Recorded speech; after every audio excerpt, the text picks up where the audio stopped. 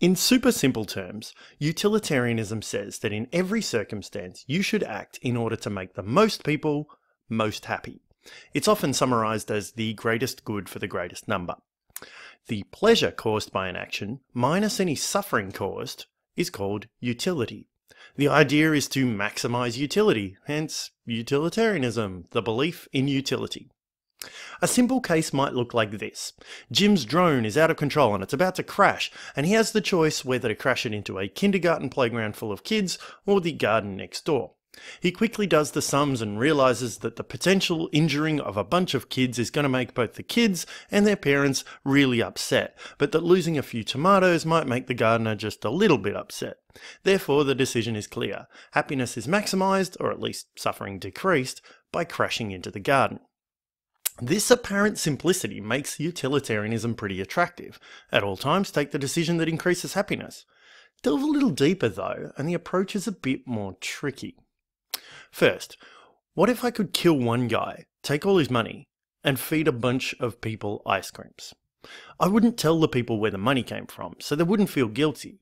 I might, but they would just enjoy a bunch of ice creams.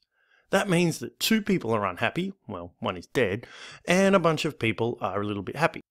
This is why utilitarian thinkers need to weigh up how much happiness is gained or lost in total, not just the number of people involved. Ice creams make you a little bit happy for a little while. Being murdered is a pretty upsetting experience for the person and for their family, so the total unhappiness of the few outweighs the lots of little bits of happiness for the many. So who gets to decide what counts and what doesn't count as happiness? This is a really good question. It's not so simple after all.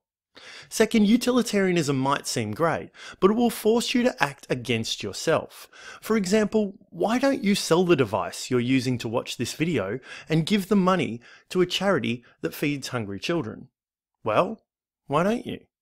Surely being able to watch YouTube makes you a little bit happy, but not nearly as much as the misery you would avoid by feeding those poor, hungry kids.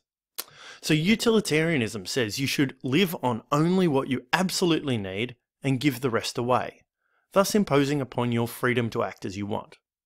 You might think this is fair enough. You might have issues with being forced to sell your iPhone. Finally, utilitarianism might suggest you take some pretty odd decisions sometimes.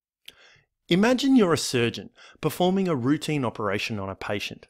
You notice that this patient has the same blood type as 3 patients down the hall who are all desperately in need of donor organs.